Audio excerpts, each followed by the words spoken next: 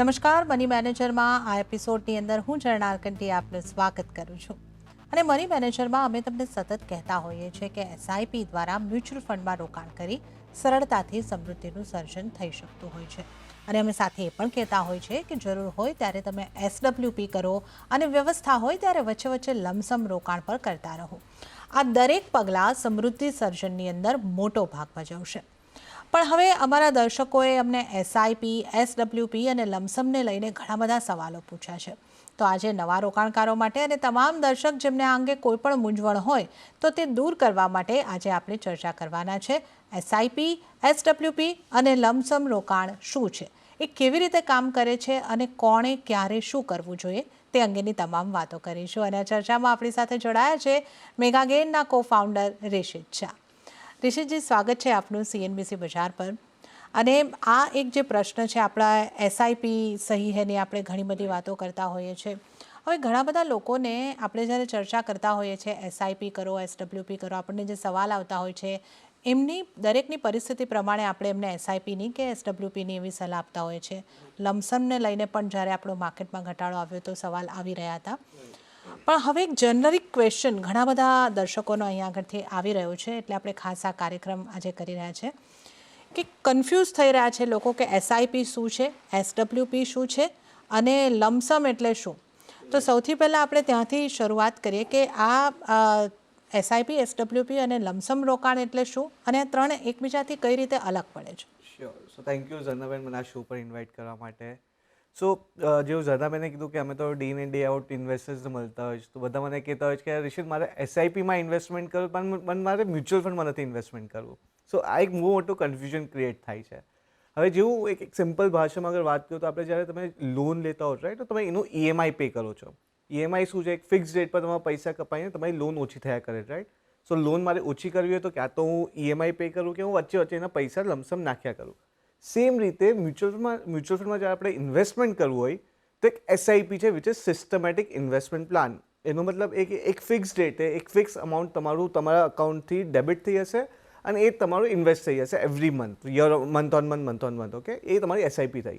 બીજું થયું is lump sum. લમસમનો મતલબ એ કે છે તમારી પાસે એક સાથે પૈસા છે અને છે તમારે એ ઇન્વેસ્ટ કરવા છે, તો એક સાથે જ્યારે ઇન્વેસ્ટ કરો છો તો એને આપણે લમસમ કહેતા હોઈએ છીએ. ત્રીજો વર્ડ છે is SWP, which is systematic withdrawal plan. હવે છે તમને કોઈક છે એક રિટાયર્ડ છે કે કોઈકને એક રેગ્યુલર કેશ ફ્લો જોઈએ તમારા અકાઉન્ટમાં, તો જો એસઆઈપીમાં આપણે હર મહિને પૈસા ડેબિટ થઈને ઇન્વેસ્ટ થાય છે, એસડબ્લ્યુપીમાં તમારે પૈસા ક્રેડિટ થાય છે હર મહિને ફિક્સ અમાઉન્ટ તમારા અકાઉન્ટમાં. સો એ એસડબ્લ્યુપી થયું. હજી એક આની અંદર કન્સેપ્ટ છે વિચ ઇઝ એસટીપી, જે કહીએ અમે કહેતા હોઈએ છીએ સિસ્ટમેટિક ટ્રાન્સફર પ્લાન. અગર તમને એક ફંડમાંથી બીજા ફંડમાં અગર તમને એવરી મંથ ટ્રાન્સફર કરવું હોય તો એ એસટીપી કહેવાય છે એની અંદર.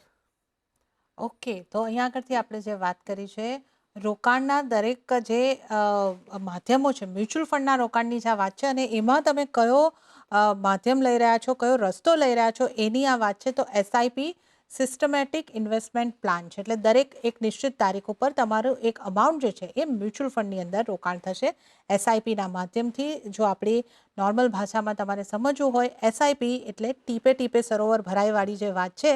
નાના નાના રોકાણથી તમે એક મોટું કોર્પસ બનાવવાની શરૂઆત કરી શકો છો અને કન્ટિન્યુ આ કરતા રહેજો, સમૃદ્ધિ સર્જન થશે. આ વાત આપણે મની મેનેજરમાં ઘણી વખત કરતા હોઈએ છીએ. લમસમ એટલે એક મુશ્ત રોકાણ, જેને આપણે કહીએ છીએ તમારી પાસે અમુક રૂપિયા છે, કોઈ આવક થઈ છે કે તમારી બચત છે અને તમારે રોકવા હોય તો કરી શકો છો. એસડબ્લ્યુપી, એસઆઈપીનું ઊંધું તમે કહી શકો. એસડબ્લ્યુપી એટલે તમે એક નિશ્ચિત તારીખે વિડ્રોવલ થશે, તમે એક યુનિટ નક્કી કર્યા, એક અમાઉન્ટ નક્કી કરીએ છીએ, એ એટલા અમાઉન્ટના યુનિટ અહીંયા આગળ વિડ્રોવલ થશે. પણ આને માટે પણ અમે તમને કહીએ છીએ કે લાંબા ગાળાનું રોકાણ થયું હોય ત્યારબાદ એસડબ્લ્યુપીનો વિકલ્પ તમારે લેવાનો હોય છે. અને એક સિસ્ટમેટિક ટ્રાન્સફર પ્લાનની પણ નિશ્ચિત અહીંયા આગળથી વાત કરી, એક ફંડમાંથી બીજા ફંડમાં ખસેડવા માટે. તો આ એક મોટી વસ્તુ તમને અમે સમજાવવા માંગીએ છીએ. તો મ્યુચ્યુઅલ ફંડ અને એસઆઈપી બે જુદા જુદા નથી, એક માધ્યમ છે મ્યુચ્યુઅલ ફંડમાં રોકાણ કરવાનું. આ વાતને ખાસ તમારે સમજવાની છે. પણ હવે આપણે આ બેઝિક ડિફરન્સ એમને સમજાવી દીધો અને બહુ ક્લિયરલી તમે સરસ રીતે સમજાવી દો. હવે સવાલ એ ઉદ્ભવશે, કોણે અને ક્યારે એસઆઈપી કરવી જોઈએ, ક્યારે લમસમ કરવું જોઈએ, એવી કોઈક ફોર્મ્યુલા ખરી કે કઈ રીતે આ નક્કી કરવું જોઈએ? રાઈટ. સો આજે આપણે પર્સનલ ફાઇનાન્સની વાત કરીએ, રાઈટ, તો આપણે ઇંગ્લિશમાં અમે કહીએ કે વન સાઇઝ ફિટ ઓલ નથી, બધા માટે સેમ લાગુ હોય કે નહીં. એસઆઈપીનો પર્પઝ શું છે કે મારી પાસે હું એક સેલરાઇટ છું, મને હર મહિને એક ઇન્કમ આવે તો મને હર મહિને પૈસા ઇન્વેસ્ટ કરવા છે, નાનું ઇન્વેસ્ટમેન્ટ કરીને કરવું છે. હવે મારા હિસાબે લમસમ, એસઆઈપી, એસડબ્લ્યુપી બધું જ ઇમ્પોર્ટન્ટ છે, પણ એ ડિપેન્ડ કરશે તમે ક્યારે ઇન્વેસ્ટમેન્ટ કરો છો, એનું પર્પઝ શું છે. ફર્સ્ટ ઓફ ઓલ હું એસઆઈપીની વાત કરું, તમને થોડોક ડેટા આપું છું કે ફોર એક્ઝામ્પલ આપણે 5,000ની એસઆઈપી કરીએ. ઓકે, લાસ્ટ 28 સપ્ટેમ્બર 2024ના આપણે ઓલ ટાઈમ હાઈ થયેલું હતું, વિચ વોઝ અરાઉન્ડ 85,500ની આજુબાજુ ઓલ ટાઈમ હાઈ હતું. સર તમે એ દિવસે અમે એસઆઈપી 5,000ની આપણે કરી હોત, 5,000ની એસઆઈપી કરી હોત, અને અગર આપણે અત્યાર સુધી એસઆઈપી કન્ટિન્યુ કરી હશે તો આપણે અપ્રોક્સિમેટલી 12 મહિનામાં 60,000 રૂપિયા ઇન્વેસ્ટ કરી કાઢ્યા હશે. હવે એ જ 60,000ના આજની તારીખે વિચ ઇઝ 4 સપ્ટેમ્બરની અગર વાત કરું, એ મારી પાસે ડેટા છે, ઇઝ અરાઉન્ડ 60,500ની આજુબાજુ તમારું ઇન્વેસ્ટમેન્ટ થઈ ગયું, એટલે રિટર્ન આવ્યું, વિચ ઇઝ અપ્રોક્સિમેટલી 1.89% CAGR. હવે તમે આની અંદર અગર જોયું હશે તો 28 સપ્ટેમ્બર 2024ના ઓલ ટાઈમ હાઈ થયું હતું, એના પછી માર્કેટ ઓલ ટાઈમ હાઈ થયું જ નથી. સ્ટીલ તમે એસઆઈપીના લીધે તમે તમારું જે ઇન્વેસ્ટમેન્ટ છે એ ઇન્વેસ્ટમેન્ટ વેલ્યુ કરતાં તમારે એના રિટર્ન્સ વધારે છે. રીઝન એ છે કે ઇન્વેસ્ટમેન્ટ તમારું જે એસઆઈપી છે, હર મહિને આપણે થોડું ઇન્વેસ્ટમેન્ટ થાય, માર્કેટ ડાઉન હોય તો પણ ઇન્વેસ્ટમેન્ટ થાય, માર્કેટ અપ હોય તો તમને એની બેનિફિટ આવે છે. સો હર મહિને તમારું ઇન્વેસ્ટમેન્ટ થયા કરે છે. આપણે હજી થોડાક 5 વર્ષ પાછળ જઈએ કે ફોર એક્ઝામ્પલ 28 સપ્ટેમ્બર 2020ની વાત કરીએ થી અત્યાર સુધી 5,000ની આપણે એસઆઈપી કરી. ઓકે, તો તમે અરાઉન્ડ 3 લાખનું ઇન્વેસ્ટમેન્ટ કરેલું હશે. હવે એ જ 3 લાખનું ઇન્વેસ્ટમેન્ટ અપ્રોક્સિમેટલી 3,92,000 આજુબાજુ તમારું વેલ્યુ થઈ ગઈ હશે આજે એટ સે 10 to 11% CAGR રિટર્ન.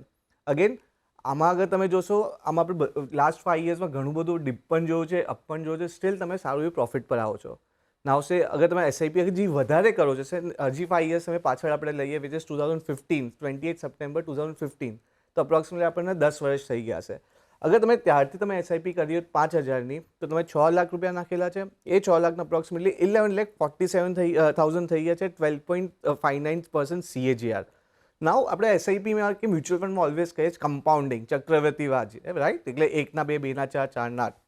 હવે તમે અહીંયા જોશો એવરી 5 યર્સ કે એવરી 5-6 યર્સે પૈસા સોલિડ વધ્યા કરે છે. હવે હું હજી એક પાછળ 5 વર્ષ ખેંચું છું, વિચ ઇઝ 28 સપ્ટેમ્બર 2010, એટલે આપણે 15 વર્ષનો ગાળો થઈ ગયો, રાઈટ.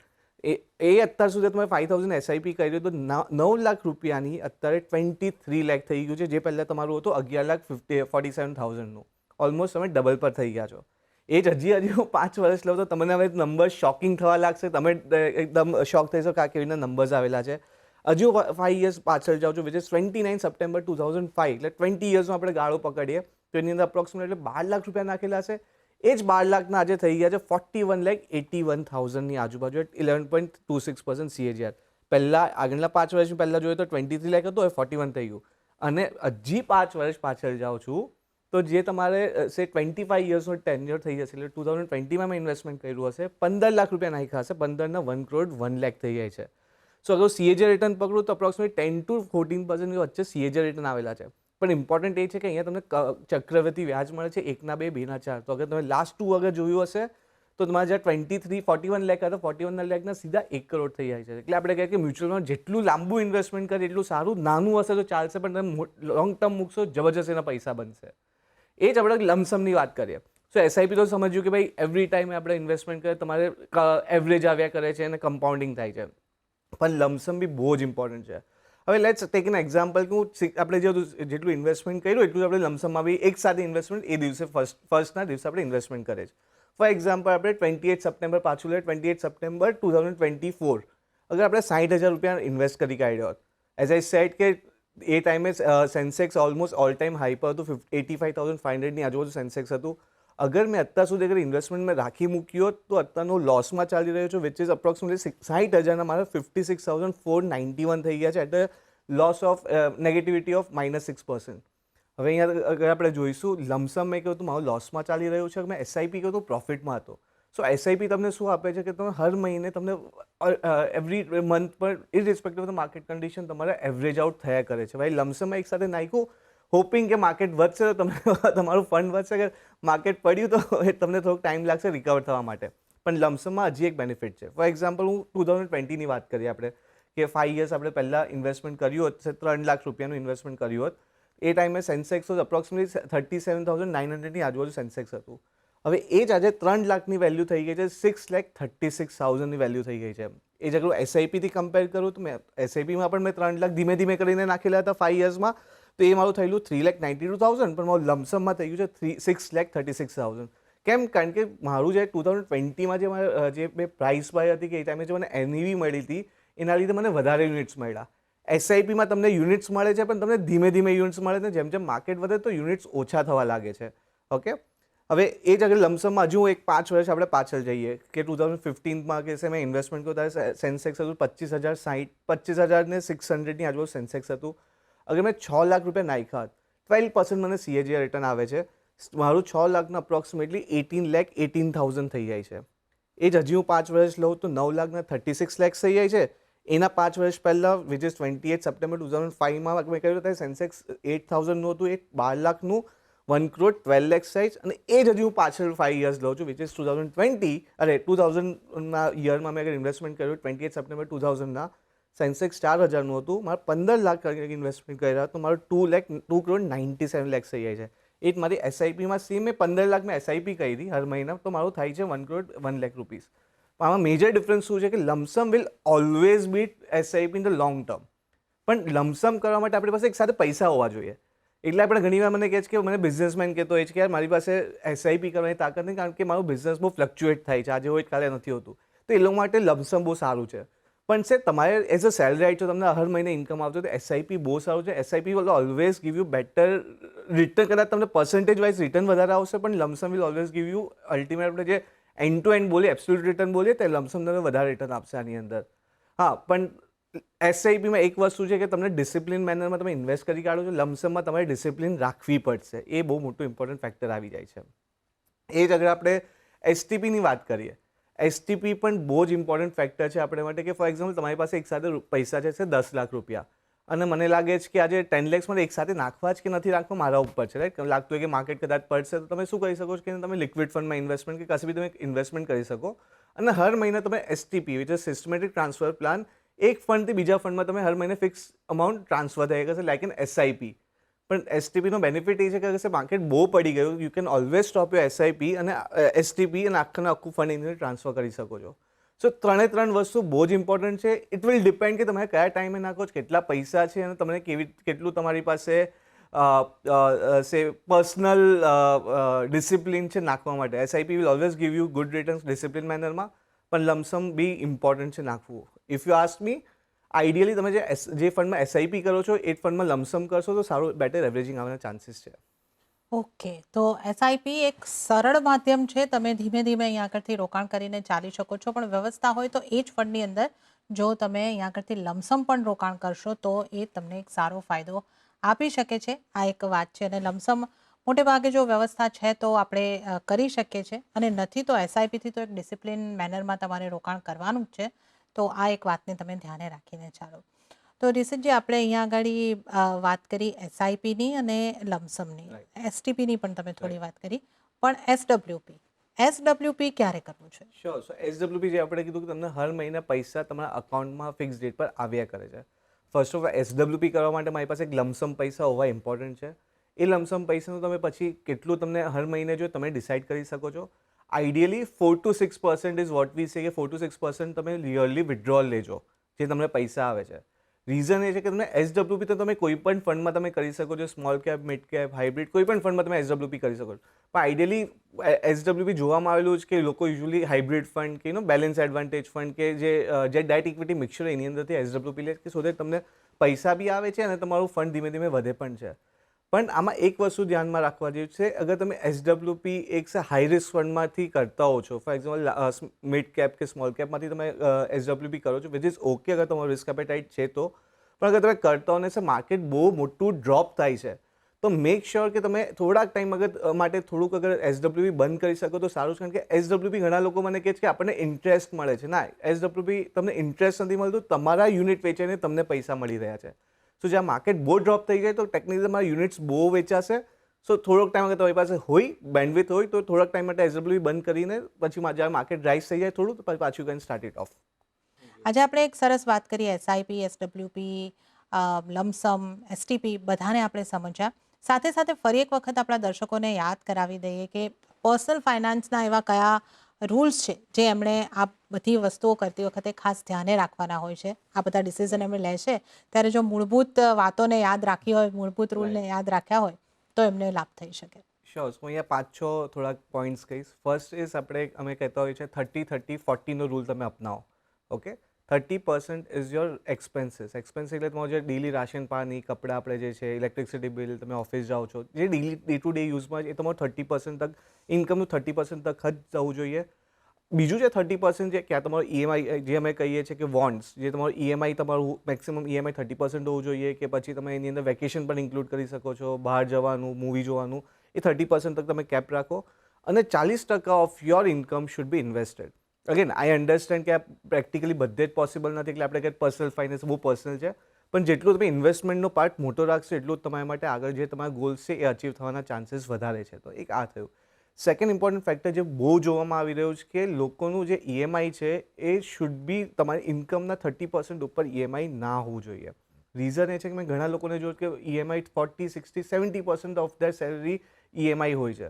હવે ઈએમઆઈ હોવું ભૂલું નથી, પણ પ્રોબ્લેમ શું છે કે આજે હું ઘરનું ઈએમઆઈ ભરું છું, તો મારે માટે ઘર is not the only thing, right? મારે માટે બીજા ગોલ્સ બી અચીવ કરવા ઇમ્પોર્ટન્ટ છે. અગર સર 60-70% અગર હું ઈએમઆઈ પે કરું છું અને 30-40% મારી પાસે ફંડ છે, તેની અંદર હું ખાઉં શું, પીવું શું, ઇન્વેસ્ટ શું કરું ને મજા શું કરું, રાઈટ? સો એ બહુ તમારું ઇમ્બેલેન્સ થઈ જાય છે. સો 30% જ્યારે બી ઘર લો છો કે કોઈ બી ઈએમઆઈ લો છો, મેક શ્યોર કે 30%ની ઉપર of your income should not be your EMI. Third વસ્તુ છે જે અગેન ઘણા વાર મેં જોઈ લીધી કે જે તમે જ્યારે ઇન્વેસ્ટમેન્ટ કરો છો ઇક્વિટીમાં, સે તમારો ગોલ છે 60 વર્ષ છે, તમને એક 10 કરોડ રૂપિયા જો ફોર એક્ઝામ્પલ, તો મેક શ્યોર કે તમે 60 યર પર તમે ઇક્વિટીમાંથી એક્ઝિટ નહીં થતા, એટલીસ્ટ 59-58 યર પર એક્ઝિટ થવાનું ચાલુ કરી કાઢજો ઇક્વિટીમાં, કારણ કે ઇક્વિટી આપણે જોયું બહુ વોલેટાઇલ હોય છે. સે તમે લાસ્ટ મોમેન્ટ તક અટકી રહ્યા કે તમે ઊભા રહ્યા અને ઇક્વિટી માર્કેટ પડી ગયું તો everything can go haywire. So it's always better to exit from equity. તમારા ગોલના 1-2 વર્ષ પહેલાં એક્ઝિટ થવાનું ચાલુ કરો. 2 વર્ષ અગર તમે બહુ મોટું ફંડ હોય તો 2 વર્ષ પહેલાં ચાલુ કરો, નાનું ફંડ હોય તો 1 વર્ષ 6 મહિનાની પહેલાં એક્ઝિટ કરવાનું ચાલુ કરી કાઢજો. થર્ડ વસ્તુ આઈ વિલ સે ઇઝ કે તમારે અગર say tenure, investment tenure is less than 3 years, I will say ઇક્વિટીમાં આવતા નહીં. ઇક્વિટી ઇઝ વેરી વોલેટાઇલ, બહુ ઉપર પણ છે. લાસ્ટ 1 વર્ષમાં આપણે જોયું છે જ્યાં સેન્સેક્સ 28 સપ્ટેમ્બર 2024નો સેન્સેક્સ ઓલ ટાઈમ હાઈ થયેલું હતું, હજી સુધી ઓલ ટાઈમ હાઈ થયું નથી. એટલે તમે એ ટાઈમે પૈસા નાખ્યા હોય, પ્રોબ્લેમ હજી બી તમે નેગેટિવ પર ચાલતા હશો. સો ઇક્વિટીનું આ એક પાર્ટ એન્ડ પાર્સલ છે.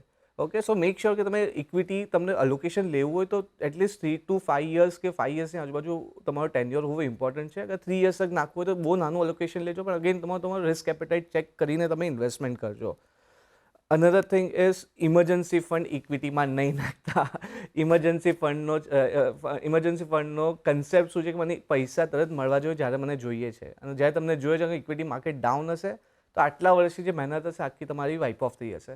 સો મેક શ્યોર ઇમરજન્સી ફંડ તમે લિક્વિડ ફંડમાં મૂકો, કેશ ઇન હેન્ડ રાખો, કે તમે એફડી, બ્રેકેબલ એફડીમાં તમે નાખી શકો છો. ઇમિડિયેટલી કે 1-2 દિવસમાં પૈસા મળી જવા જોઈએ અને ટ્રાન્સપરન્ટ હોવું જોઈએ જ્યાં પણ તમે ઇન્વેસ્ટ કરતા હોય તે. ફોર્થ, આના પછી હજી એક, રિવ્યૂ વર્ષમાં 1 કે 2 વાર કરવો બહુ જ ઇમ્પોર્ટન્ટ છે. રિવ્યૂ એને માટે નહીં કે માર્કેટ પરફોર્મ નથી કરતા, એ બી એના માટે બી ચાલે, પણ પ્રોબેબલી રિવ્યૂ એટલે માટે આપણે કરીએ છીએ કે ફોર એક્ઝામ્પલ મારું એક્ઝામ્પલ આપું કે મને પહેલાં 10 વર્ષે મને એક ઘર જોઈએ, તો મારું બધું ઇન્વેસ્ટમેન્ટ ઘર માટે થતું હતું. હવે કદાચ છે મને એક ગાડી જોઈએ છે 1 વર્ષમાં, તો મારા ફંડ અલોકેશન ચેન્જ થશે કારણ કે મારું રિસ્ક એપેટાઇટ ચેન્જ થઈ જાય છે. સો મેક શ્યોર તમે 6 મહિને કે 1 વર્ષે એકવાર રિવ્યૂ કરો, કારણ કે તમારા કદાચ ગોલ્સ ચેન્જ થશે, એવરી યર નાના મોટા ગોલ્સ ચેન્જ થશે, તો તમારો પોર્ટફોલિયો બી એવી રીતના ચેન્જ કરવો પડશે. અને લાસ્ટ હું કહેવા માંગીશ અહીંયા કે આજે અગેન ઘણી વાર જોયું, એટલીસ્ટ કોવિડના ટાઈમે કે જ્યારે કોઈક મેઇન પર્સન એક્સપાયર થઈ જાય છે કે એડમિટ થાય છે, તો ઇમરજન્સીમાં ફેમિલીને ખબર જ નથી હોતી કે એમની પાસે શું અસેટ છે, શું લાયબિલિટીઝ છે, કંઈ ખબર જ નથી હોતી. તો તમે અગર એઝ અ ફેમિલી એકવાર બેસો, એકવાર એક પેપર કે એક્સેલમાં તમે બનાવો જ્યાં તમારા જે ઇમ્પોર્ટન્ટ કોન્ટેક્ટ્સ ઓફ ફેમિલી છે, ફાઇનાન્શિયલ એડવાઇઝર, લોયર, ડૉક્ટર, એના નામ અને નંબર લખો. બીજું, તમારા જેટલી અસેટ્સ છે એ તમે એની અંદર ઇન્ક્લુડ કરો, તમારી લાયબિલિટીઝ ઇન્ક્લુડ કરો, bank locker, password, internet password, બધું એક જગ્યાએ પર મેન્શન કરો, સો દેટ ઇનકેસ તમે એડમિટ થાઓ છો ને કોઈ બીજાને રિફર બી કરવું હોય તો રિફર કરી શકે. Because we have seen plenty of time કે કોઈ ઇમરજન્સીમાં પણ ફેમિલી કંઈ ખબર જ નથી કે એમની એસેટ્સ ક્યાં છે, તો આટલી જે મહેનત હતી બધી જતી રહેશે. સો આઈ સે આટલું 5-6 વસ્તુ બહુ જ ઇમ્પોર્ટન્ટ છે. લાસ્ટ વસ્તુ આઈ સે ઇઝ કે ઇન્સ્યોરન્સ લઈ લેજો, પોતાનો ટર્મ ઇન્સ્યોરન્સ, મેડિક્લેમ ઇન્સ્યોરન્સ, અને વિલ બનાવી દેજો. કારણ કે નોમિની આપણે જે બોલીએ, nominee is not the ultimate authority, nominee is just a caretaker. તમે વિલ બનાવશો તો પછી એની ઉપર કોઈ આવી નહીં શકે, પણ નોમિની હશે તો બધા લોકો એની ઉપર અગેન્સ્ટ આવી શકે અને બીજાને બી ભાગીદારી મળી શકે એમ છે. સો આ 5-6-7 વસ્તુ થોડીક ધ્યાનમાં રાખવી બહુ ઇમ્પોર્ટન્ટ છે પર્સનલ ફાઇનાન્સમાં. બાકી તો ઝરનાબેન CNBC બજાર કહેતી જ રહેતી હોય કે શું કરવું શું નહીં કરવું. ઓકે, તો આ તમામ વાતો તમને ફરી એક વખત અમે યાદ કરાવી દીધી. એસઆઈપી, એસટીપી જે છે એને પણ અમે એક વખત તમને જણાવી દીધું છે. તો કોઈ કન્ફ્યુઝન નથી. બહુ જ તમે આ વાતનું ધ્યાને રાખીને સરળતાથી તમારું સમૃદ્ધિ સર્જન કરી શકશો. હવે રિશિતભાઈ, સમય ઓછો છે, આપણે દર્શકોના સવાલ લેવાના છે, પણ એક કૃતિકા બેનનો એક સવાલ છે, એ આપણે ઝડપથી લઈ લઈએ. કે એમનો સવાલ એ છે કે એમની પાસે 5 લાખની રકમ છે અને 2 વર્ષ માટે એમને અહીં આગળથી સેફ રોકાણ કરવું છે. એમની જે ખાસ રિક્વાયરમેન્ટ છે કે 2 વર્ષ પછી એમને આ પૈસાની જરૂર છે. એમના દીકરા કે દીકરીનું સંતાન જે છે પ્રજ્ઞાચક્ષુ છે, એમના ભણતર માટે એની જરૂર પડશે, એટલે એમણે પૂછ્યું છે કે એમને સેફ રોકાણ કરવું છે. તો આમને માટે શું સલાહ બનશે? So first of all I am very happy કે તમે આટલું બધું એફર્ટ્સ લઈ રહ્યા છો ને ભણતર કરાવી રહ્યા. I am very happy for this. જ્યાં સુધી તમારા પૈસાની સવાલ છે, આ બહુ ક્રિટિકલ વસ્તુ છે. તો આઈ સે કે તમે બીજે કશે નહીં ઇન્વેસ્ટમેન્ટ કરતા એક મોટી પ્રાઇવેટ બેંક કે PSU, SBI થઈ, એક્સિસ બેંક થઈ, ICICI, મોટી પ્રાઇવેટ બેંકમાં એક FD કરી કાઢો. એક બ્રેકેબલ FD નહીં, એક બ્રેકેબલ FD કરજો. ઇન કેસ જરૂર પડે તો ક્યાં બી બ્રેક થઈ શકે. બીજે પદે પૈસા નાખવાની હમણાં જરૂર નથી, બીકોઝ આ બહુ જ અગત્યની વસ્તુ છે ને બહુ ક્રિટિકલ વસ્તુ છે. સો એક જ જગ્યા પર રાખો, which will be more then enough I feel. Okay, તો સેફ રોકાણ તમારે કરવું છે રીતિકાબેન, તો FDમાં રહો અને મોટી બેંકમાં તમે FD કરજો. તો આ સલાહ તમારી માટે બની રહી છે. અને ત્યારે જ રિશિતજી, આપનો આભાર, આપ અમારી સાથે જોડાયા અને આ એક સરસ વિષય પર આપણે ચર્ચા કરી. આપનો આભાર. Thank you so much. અને આ સાથે જ આ એપિસોડમાં આટલું જ, પણ આપને એક વખત ફરીથી યાદ કરાવી દઉં કે પર્સનલ ફાઇનાન્સને લગતા, મ્યુચ્યુઅલ ફંડને લગતા, તમારા રોકાણને લગતા સવાલ અમને મોકલો. તમારું નામ, શહેર અને ઉંમરની સાથે ઈમેલ કરો money@nw18.com પર. ફેસબુક પર લખો facebook.com/CNBC બજાર પર, અને વોટ્સઅપ પણ કરી શકો છો 7506660000. તો સાથે જ મની મેનેજરના એપિસોડમાં હાલ પૂરતું આટલું જ. હાલ મને આપશો રજા, પરંતુ આપ જોતા રહો CNBC બજાર.